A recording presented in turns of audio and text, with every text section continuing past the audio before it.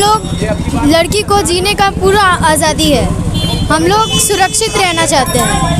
हम लोग को पूरा स्वाभिमानता के साथ जीने का हक है। ये मणिपुर की बात ही नहीं है, अभी हरियाणा में जो घटना आ रही है, मेवात में जो हादसा हो रहे हैं, ट्रेन में जिस तरह से लोगों को टारगेट किया जा रहा है, इससे लगता है कहीं ना कहीं एक सिविल वार की तरफ हम बढ़ रहे हैं। इसको रोकने की ज़रूरत है। मैं एक शेर के ज़रिया तमाम बातों को निचोड़ना चाहता हूँ कि ज़र्रे को चट्टान बना दे या अल्लाह, वैसी को इंसान बना दे या अल्लाह, हिंदू मुस्लिम खाए एक थाली में, ऐसा एक हिंदुस्तान बना दे या अल्लाह। बहकाम में आकर इस तरह के घिनौना हरकतें करते रहेंगे, ये हादसा रुकने वाले नहीं है। जो हादसा हुए हैं, आज भारत माता रो रही है, भारत माता की गोद में 65 करोड़ औरतें रो रही हैं और हमारी जो है माँ जो है द्रौपदी मुर्मू जो है सो रही हैं। आज जितने सारे चौकीदार हैं सब के सब जो है ना, देखिए ये हिंदू मुसलमानों का मामला नहीं है, धार्मिक और अधर्मी का मामला है। आज देखिए ना, अगर हिंदू मुसलमानों का मामला होता तो हिंदू मुसलमान एक साथ क्यों निकलते हैं?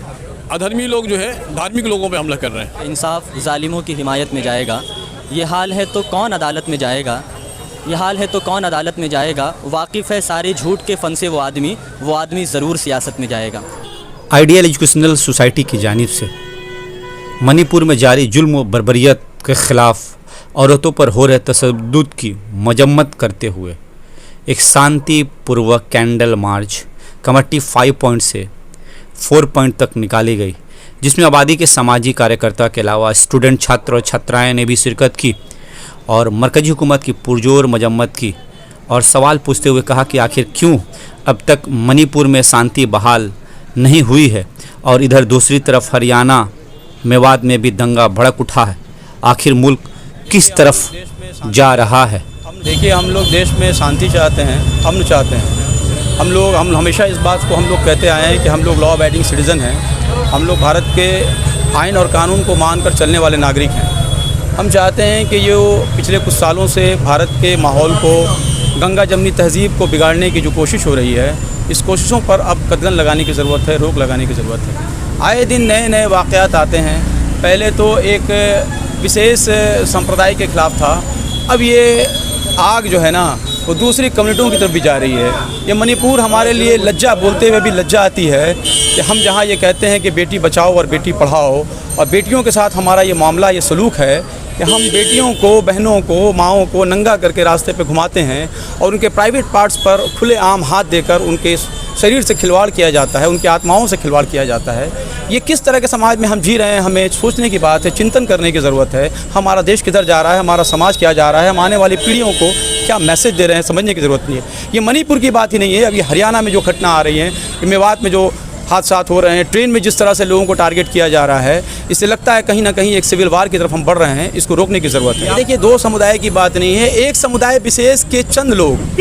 मैं कहूँगा कि भारत के अभी भी, मेरी अपनी राय ये है कि भारत में जो हिंदुओं की मेजॉरिटी है, उन हिंदुओं में मेजॉरिटी अभी भी बहुत ही मिलनसार, अखलाकमंद, मिलजुल के रहने वाले, धर्मनिरपेक्ष, शांति मानने वाले लोग हैं, संविधान को मानकर चलने वाले लोग हैं। मगर इसी हिंदू समाज के गिने चुने पॉकेट भर लोग, मुट्ठी भर कुछ लोग ऐसे हैं जो अपनी जेब भरना चाहते हैं और पूंजीवाद लोगों के पूंजियों में और बढ़ोतरी करना चाहते हैं, इजाफा करना चाहते हैं और सांप्रदायिक दंगों और इस तरह की घटनाओं से वो अपनी राजनीतिक रोटियां सेकना चाहते हैं। ये दो विशेष संप्रदाय की बात नहीं है, ये अब पूरे देश की बात है और ये संविधान बचाने की बात है, देश में एकता, अखंडता को बचाने की बात है। जो कहा, ये उसी की एक कड़ी है कि जो विशेष समुदाय के कुछ लोग जो है ना, वो मेजॉरिटी के कुछ लोग जो यहाँ पर ये नफ़रत की खेती करना चाहते हैं, वो अपने मकसद को और आने वाले टारगेट को भी सामने रखते हुए 2024 चूँकि सामने ही है और ये इलेक्शन इतना आसान भी नहीं है। मैं अभी भी कहता हूँ, खुले तौर पर कहता हूँ, डंके की चोट पे कहता हूँ कि अगर पश्चिम बंगाल में ही नहीं, पूरे भारतवर्ष में अगर 1-to-1 इलेक्शन हो जाए कि भारतीय जनता पार्टी के एक कैंडिडेट हो और अपोजिशन में किसी जितनी रीजनल पार्टियाँ वो एक उम्मीदवार खड़ा करें, तो मैं दावे से कह सकता हूँ कि डबल डिजिट पार नहीं कर सकेगी भारतीय जनता पार्टी। देखिए, ये अपोजिशन को शून्य करने की एक रणनीति है, ज़ीरो अपोजिशन को बिल्कुल ख़त्म करके और डिक्टेटरशिप चलाने की एक राजनीति है। ये फासिस्ट हुकूमत है, ये बर्बर हुकूमत है, ये डिक्टेटरशिप चला रहे हैं। यहाँ जमहूरियत को ख़त्म करने की जो है ना पूरी साजिश चल रही है, इसको रोकने की ज़रूरत है। आप एक तरह कह रहे हैं डिक्टेटरशिप है, दूसरी तरफ मोदी जी का कहना है कि सबका साथ सबका विकास। देखिए, सबका साथ सबका विकास, ये गवर्नमेंट सिर्फ नारों से चलती है। ये गवर्नमेंट लोगों के भलाइयों के लिए पैसे नहीं खर्च करती है, भलाइयों के लिए जो स्कीमें बनती हैं ना, उनके ऐड पे पैसे खर्च होते हैं। इनको जब कहा जाता है तो ये मन की बात कहते हैं, मगर अभी जो जो 2 कुकी महिलाओं की बात की गई वो कहाँ हुआ, किस स्टेट में हुआ?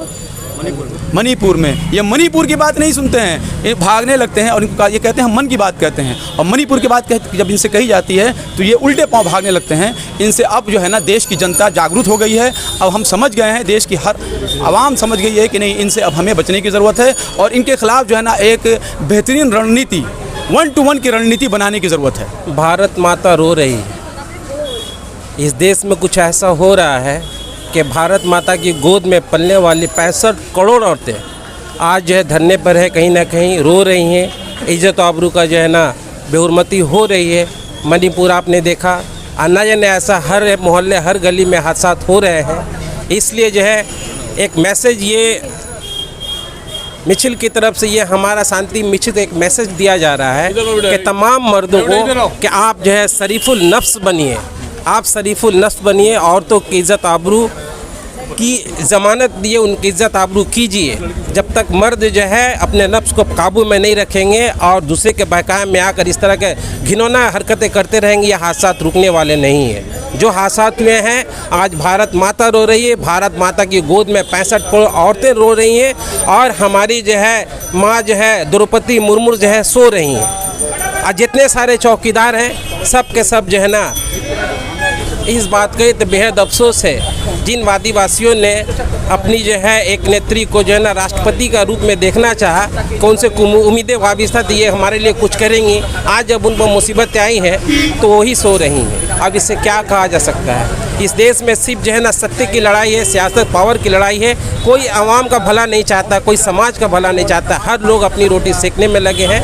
इसलिए आवाम को जागना होगा।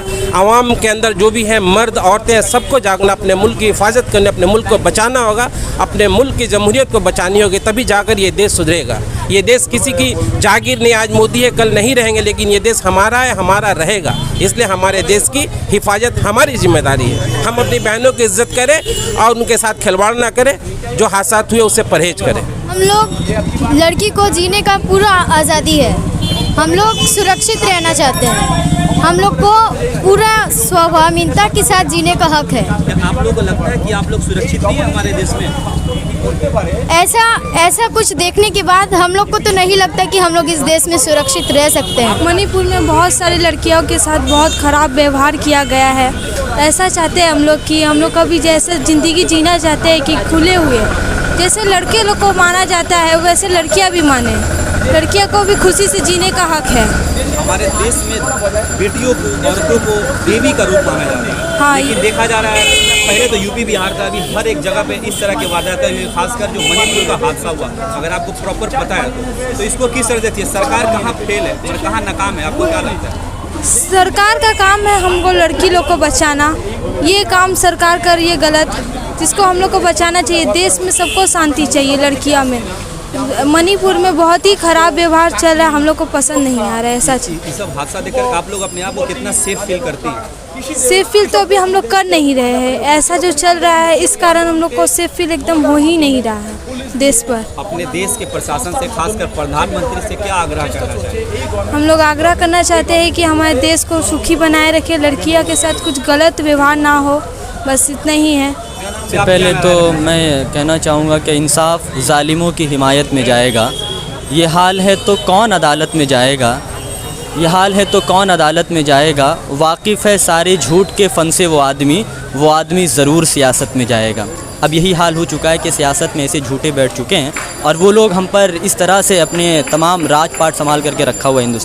हिंदुस्तान की हालत ऐसी है कि हिंदुस्तान का गोशा गोशा रोता हुआ नज़र आ रहा है। जहाँ भी आंखें उठा करके देखिए, हर जगह पर ऐसे वायलेंस किए जा रहे हैं। इस तरह से खाना जंगी का मामला है कि अब ऐसा लगता है, यूथ को ऐसा लगता है, मैं बड़े लोगों की बात नहीं करता हूँ, बल्कि यूथ को अब ऐसा लगता है कि हम बहुत ज़्यादा ख़तरे में हैं। जहाँ देश में बेरोजगारी है, जी, एम्प्लॉयमेंट है, महंगाई है, इसकी तरफ जो खासकर आप जैसे युवाओं को धर्म के नाम पे जो लड़ाया जा रहा है, अभी जो ट्रेन में जो वाकया हुआ, जिस तरह से दाढ़ी और टोपी देख करके गोली चला जाता है, एक भक्षक बन जाता है, तो इसको किस तरह से देखते हैं? देखिए, नाते आप क्या ये अगर दाढ़ी को लेकर के, योगी का नाम लेके, मोदी जी का नाम लेकर के अगर इस तरह से मारा जा रहा है, तो इसको अगर दूसरे से देखिए तो योगी और मोदी ये काम करवा रहे हैं कि नहीं करवा रहे, ये अलग मामला है। मगर यहाँ पर हिंदुस्तान के तमाम मुसलमानों को भड़काने की एक साजिश है कि मुसलमान भड़के और भड़क करके कुछ बड़ा करें। और अभी भी मुसलमान रुके हुए हैं। मणिपुर के मामलात को देखिए, हरियाणा के मामलात को देखिए, इन तमाम मामलात के बाद आप आए दिन देखिए ना, हर जगह पर मुसलमानों को भड़काने के लिए तमाम काम किए जा रहे हैं, मगर मुसलमान खामोश है, मुसलमान खामोश पड़ा हुआ है। बहुत हद तक ऐसा ना हो कि हिंदुस्तान के मामलात को देख करके युवा जो हैं, यूथ जो हैं, ये कुछ बड़ा कर सकें।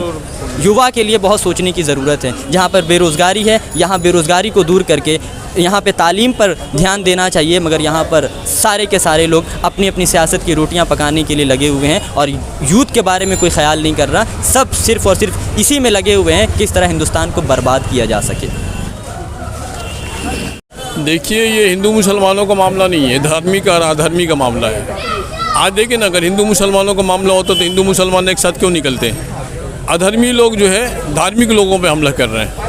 और हम जो है, कोई भी धर्म तो ये नहीं सिखलाता है।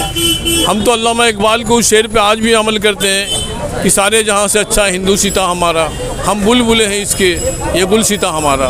और ये हिंदुस्तान तो हमारा जो है प्यार मोहब्बत का है, जहाँ बगैर जो है धर्म पूछे पानी पिलाया जाता, उस देश में आज जो कुछ हो रहा है, तो ये चंद लोगों की सोची समझी एक स्कीम है। ये हिंदू मुसलमान का मामला तो हम मानते ही नहीं है, हिंदू मुसलमान का मामला नहीं है।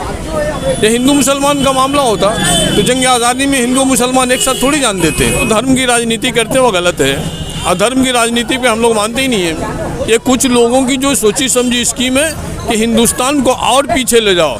और आज जो है ऐसी लोगों की हुकूमत आ गई है, फिरका परस्ती चाहे किसी की तरफ से हो, हिंदू की तरफ से हो या मुसलमान की तरफ से, हम उसकी मजम्मत करते हैं। बहुत पुरानी ये कहावत है, बॉर्डर पे तनाव है, पता करो देश में चुनाव है क्या।